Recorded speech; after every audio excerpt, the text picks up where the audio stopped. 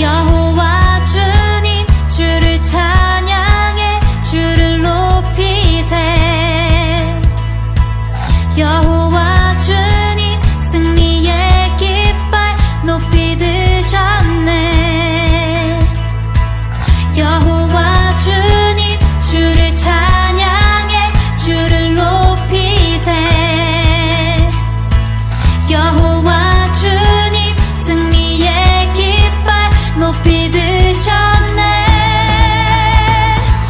여호와 니시 주를 찬양해. 여호와 니시 승리하셨네.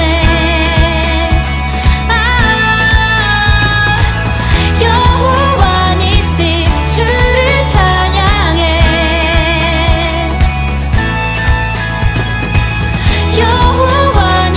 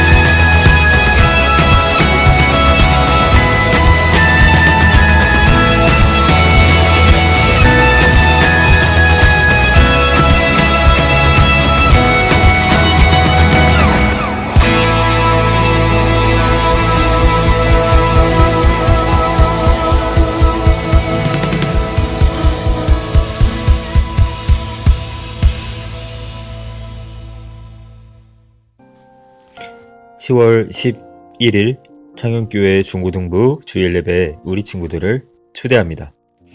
다 같이 사도신경함으로 예배 시작하도록 하겠습니다. 전능하사 천지를 만드신 하나님 아버지를 내가 믿사오며 그 외아들 우리 주 예수 그리스도를 믿사오니 이는 성령으로 잉태하사 동정녀 마리아에게서 나시고 본디오 빌라도에게 고난을 받으사 십자가에 못 박혀 죽으시고 장사한 지 사흘 만에 죽은 자 가운데서 다시 살아나시며 하늘에 오르사 전능하신 하나님 우편에 앉아 계시다가 저리로서 산자와 죽은 자를 심판하러 오시리라. 성령을 믿사오며 거룩한 공회와 성도가 서로 교통하는 것과 죄를 사하여 주시는 것과 몸이 다시 사는 것과 영원히 사는 것을 믿사옵나이다. 아멘. 예배를 위해서 하나님께 기도드리도록 하겠습니다. 사랑의 하나님 아버지 감사합니다. 10월 둘째 주 완연한 가을의 날씨입니다. 좋은 날씨와 좋은 환경 허락하여 주심을 너무나도 감사드립니다. 저희 중고등부 친구들이 온라인 예배로 모여서 예배를 드립니다. 저희의 예배가 하나님께 온전히 상달되어지는 그런 진정성 있는 예배로 드려지기를 원합니다.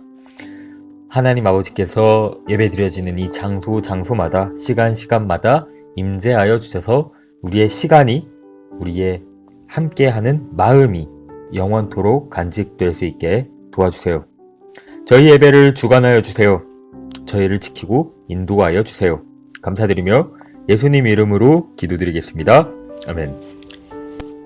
말씀 봉독 시간입니다. 오늘의 성경 말씀은 누가복음 10장 38절부터 42절까지의 말씀입니다. 봉독 드리도록 하겠습니다. 그들이 길을 가는데 예수께서 어떤 마을에 들어가셨다. 마르다라고 하는 여자가 예수를 자기 집에 모셔들었다. 이 여자에게 마리아라고 하는 동생이 있었는데 마리아는 주의 발 곁에 앉아서 말씀을 듣고 있었다. 그러나 마르다는 여러 가지 접대하는 일로 분주하였다. 그래서 마르다가 예수께 와서 말하였다. 주님, 내 동생이 나 혼자 일하게 두는 것을 아무렇지 않게 생각하십니까? 가서 거들어 주라고 내 동생에게 말씀해 주십시오. 그러나 주께서는 마르다에게 대답하셨다. 마르다야, 마르다야. 너는 많은 일로 염려하며 들떠있다. 그러나 필요한 일은 하나뿐이다. 마리아는 좋은 몫을 택하였다. 그러니 그는 그것을 빼앗기지 않을 것이다. 아멘.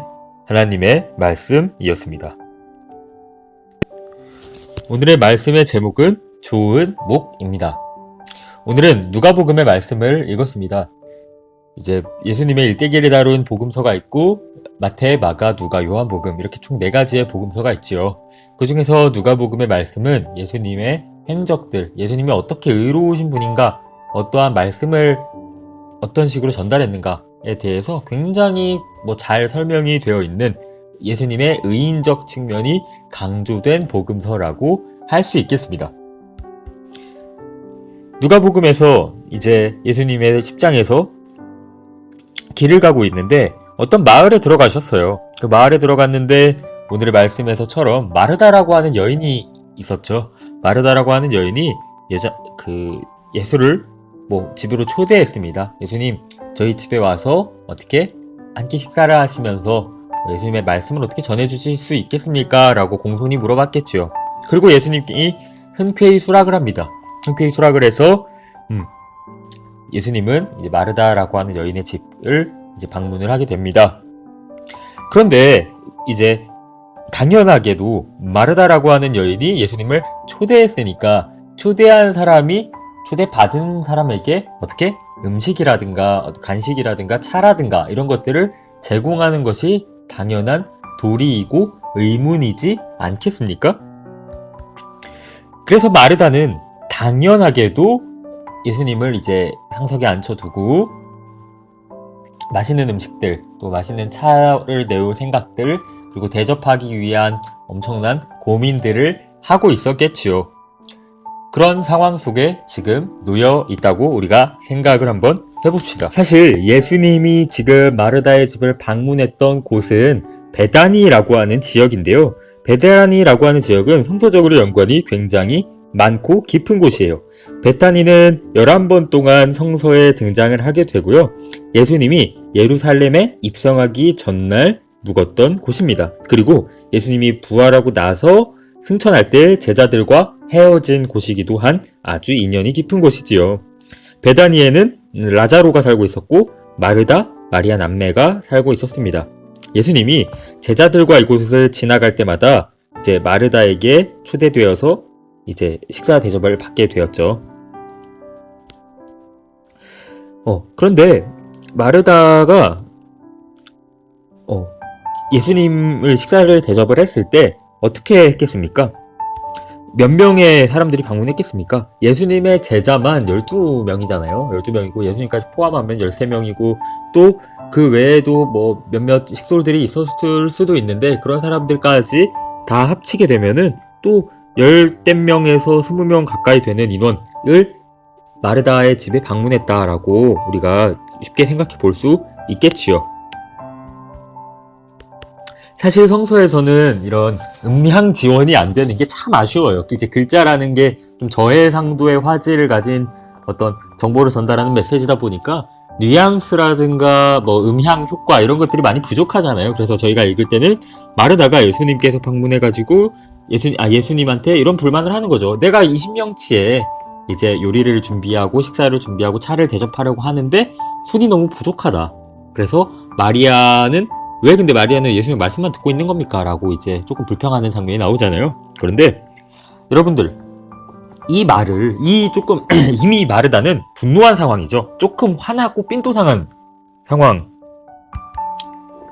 상황이잖아요. 그 상황에서 어떻게 차분하게 말할 수 있었을까요? 예수님한테 이러저러하니 우리가 마리아와 함께 제가 요리를 같이 준비해야 하니 요리를 다 준비하고 나서 식사를 하시면서 그 말씀을 전해주시면 어떨까요? 라고 좀 차분하게 얘기를 할 수도 있었잖아요. 근데 그 상황이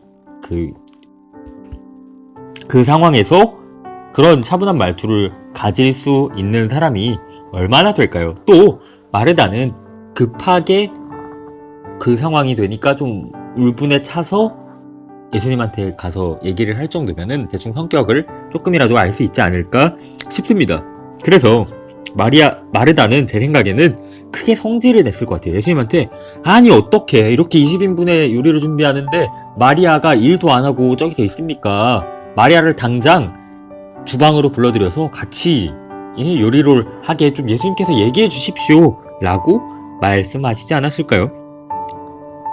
주님, 내 동생이 나 혼자 일하게 두는 것을 생각하지 아니하십니까? 그에게 명하여서 어떻게 나를 도와주게 해라 라고 말해주십시오. 성경에서는 이렇게 점잖게 적어놓지만 실제로는 더 심하게 얘기했을 겁니다. 사실 마르다는 처신이 잘못되었죠. 어떻게요? 마리아를 조용히 불러서 권했어야 하는 게 어른의 자세일 겁니다. 언니의 자세일 거고요. 오히려 마리아가 한 행동이 예수님의 잘못이 아닙니까? 라고 반문하는 뉘앙스입니다. 그런데 예수님의 대답은 어떠할까요? 사실 마르다의 말이 맞을 수도 있어요.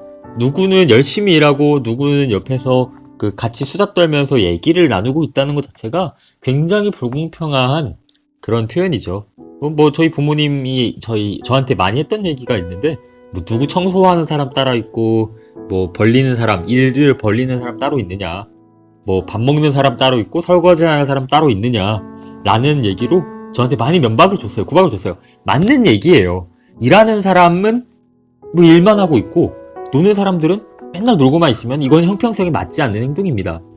그래서 마르다의 주장과 마르다의 행동이 어떻게 보면 옳았을 수도 있어요. 그런데 예수님은 다르게 대답합니다. 마르다야, 네가 많은 일로 염려하고 근심하고 있다. 하지만 한 가지만이라도 잘하는 게 중요하다. 마리아는 자기가 좋아하는 일을 선택했다. 라고 말합니다. 이 말은 쉽게 말해서 나는 대접받는 거 그렇게 중요하지 않다. 음식은 빵 한 가지만 내놓아도 좋다. 그러나 마리아처럼 너도 내 곁에 와서 말씀을 들어라 라고 얘기하는 장면입니다. 자, 중요한 말씀입니다. 아주 중요한 말씀이에요. 이 말을 잘못 들으면 마리아를 보호해주는 말처럼 들릴 수가 있어요. 마리아는 말씀을 듣길 선택했다. 너는 요리하길 선택하지 않았느냐? 그래서 마르다를 조금 비난하는 말일 수 있어요. 그러나 예수님은 그런 뉘앙스로 말하지 않았습니다. 어떤 뉘앙스로 말했냐고요? 너가 준비하는 것이 약소에도 좋다. 나는 빵 한 조각이라도 내어오면 맛있게 먹을 것이다.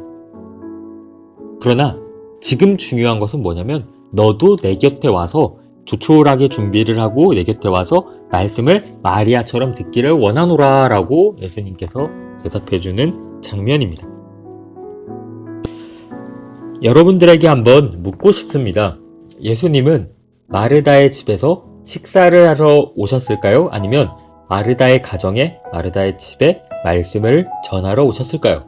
예수님이 이 집에 방문한 목적은 뭐였을까요? 예수님이 식사를 하고 싶으셨다면 식당에 갔겠죠. 아니면 근처에 있는 이렇게 해가지고 대충 끼니를 때우셨을 수도 있죠. 끼니를 굶고 기도를 하셨을 수도 있습니다. 그런데 왜 굳이 마르다의 집에 가서 말씀을 식사를 하겠노라 라고 얘기를 하셨겠냐고요. 그것은 마르다의 집에 예수님께서 복음을 전하기 위해 가신 거였습니다. 예수님의 목적이 그러했으니 어떤 음식이 나오는 것은 상관이 없었다는 거예요. 다만 마르다와 마리아가 예수님의 말씀을 전해 듣고 이 말씀을 소중히 간직하고 그리스도의 향기를 품어서 어떻게 그리스도의 복음을 전하는 사람으로 거듭나기를 원했던 것입니다. 주님은 그러신 분이에요. 원래부터 그러신 분입니다. 우리가 어떤 모습으로 나아오는지는 크게 신경 쓰지 않습니다. 어떤 자세로 자신의 말에, 그러니까 주님의 말에 귀를 기울이고 있는가 하는 그런 점을 중요시 여깁니다. 주님께서는 우리의 말씀을 귀 기울여 듣고 또 본인의 말씀을 우리와 함께 이루어 가기를 원하시는 분입니다. 그래서 우리가 어떤 것을 더 좋게 대접해드릴까? 물론 좋습니다. 마르다의 말, 마르다의 행동, 마음, 이게 틀렸다, 잘못되었다 라는 것이 아닙니다. 다만 주님께서는 그때 당시에 중요한 것이 무엇이었느냐라는 걸 물어보고 있는 거지요. 마르다의 마음이 옳습니다. 마르다의 예수님을 생각하고 또 그 제자들과 예수님의 이제 동료들에게 맛있는 제자들을 준비해 주려고 하는, 맛있는 음식들을 제자들에게 준비해 주려고 하는 그런 마음이 틀렸다고 볼 수가 절대 없습니다. 그리고 마리아의 예수님의 말씀에 귀 기울이려고 하는 태도, 그게 전혀 마르다의 표현처럼 이기적인 행동도 아닙니다. 중요한 것은 우리는 마르다가 준비하려는 그 손, 그리고 마리아가 말씀을 들으려고 하는 귀, 이것을 두루 갖추는 것, 그리고 균형을 갖추는 것, 필요에 따라서 어떤 것에 중점을 두는 것, 그것이 중요하다고 생각합니다. 사랑하는 우리 창현교회 중고등부 친구들, 마르다의 마음도 옳습니다. 그리고 마리아의 마음도 옳습니다. 예수님이 이 두 마음을 간절하게 생각해 준 그 마음을 꼭 기억하여 주시기 바랍니다. 여러분들, 불평할 수 있습니다. 그리고 예수님의 말씀을 귀 기울이는 자세를 조금 미흡하게 가질 수도 있어요.